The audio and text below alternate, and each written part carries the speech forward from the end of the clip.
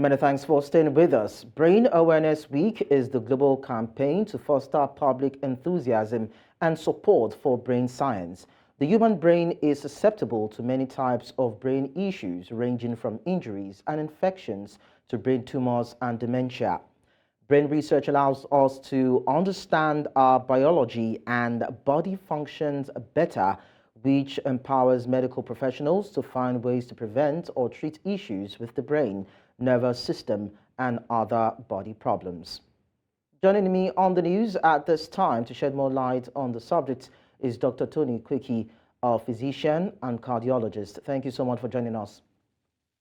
Thank you. Thank you. So, as we wrap up Brain Awareness Week, what can you tell us about brain health and the issues that can or may affect the brain? Thank you. I want to say thank you first for having me on the program on this subject.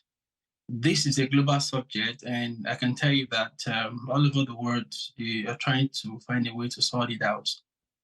Now, talking about what is brain health, typically just I will go by the WHO definition of health, okay, and then we could extract from there what brain health really means, okay. So WHO would define health as a state of physical, mental, and social well-being, and not just the absence of diseases. So if you look at brain health, you should be talking about any physical thing that affects the brain, which ranges from injury, accidental traffic accident. They could have brain trauma, they could have concussion injuries, they could have bleeding into the brain, which are basically medical issues, meningitis, and dementia, and all the like.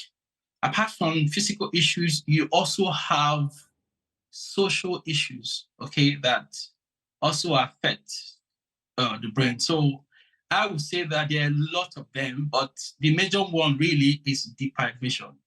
When people become deprived over a long time, it could affect their brain.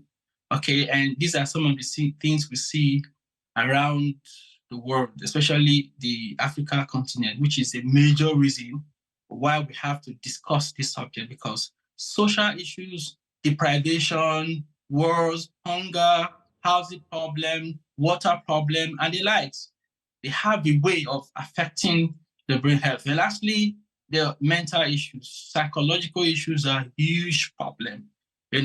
Of note is that these are largely dealt with in the African subcontinent, and these are things that we have to start giving our attention to. Depression, for instance, is a major thing. We've seen people that have to commit suicide just because they are going through a lot of psychological problems. So mental problem is an issue, and they are quite important when you talk about things that affect the brain health. Thank you.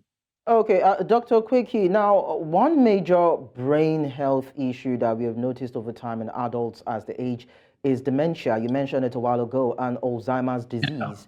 Now, what are the causes of these, if they're not part of what you had already mentioned, and are these two diseases related?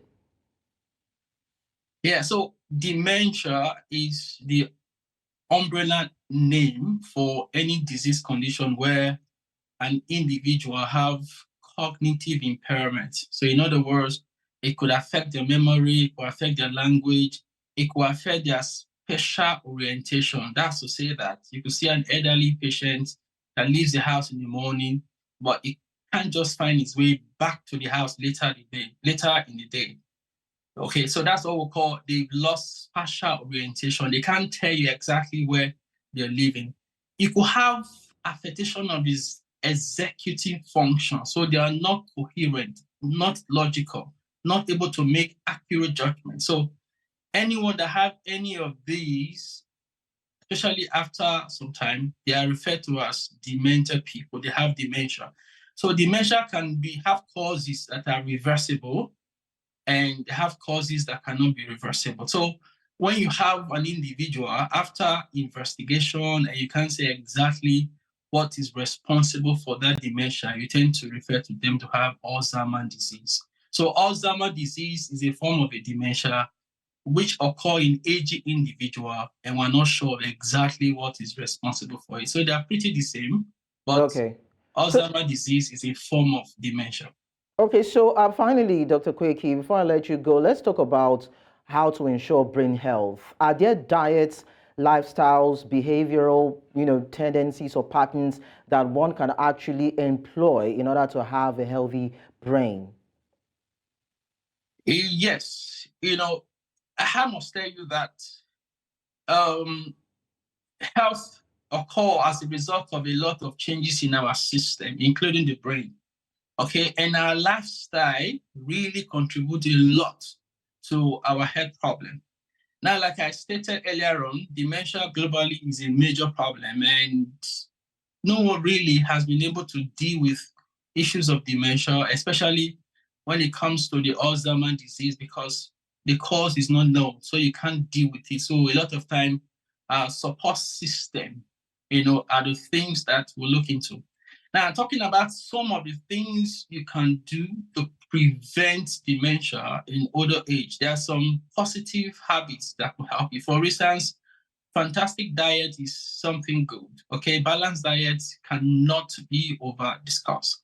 But the question here is that what type of diet that someone could take that will improve their brain function such that it can reduce the incidence of dementia later in life. So a lot of researches have been done, okay, to be able to know exactly the diet that can be used. Okay.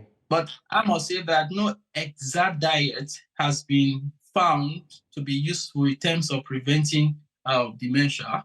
But there is this diet that they talk about, which have been looked at. They call it the Mediterranean diet. Okay, it's a kind of a diet that have been looked into in the Western world. Okay. And they found that people that take this kind of diet, Mediterranean diet, they tend to have, when they looked at people in their 70s and they compare with people that took it and those that did not take it over 3 years, they found out that people that did not take the diet, they tend to have poor cognitive function. So all right, these are common diets that we know around.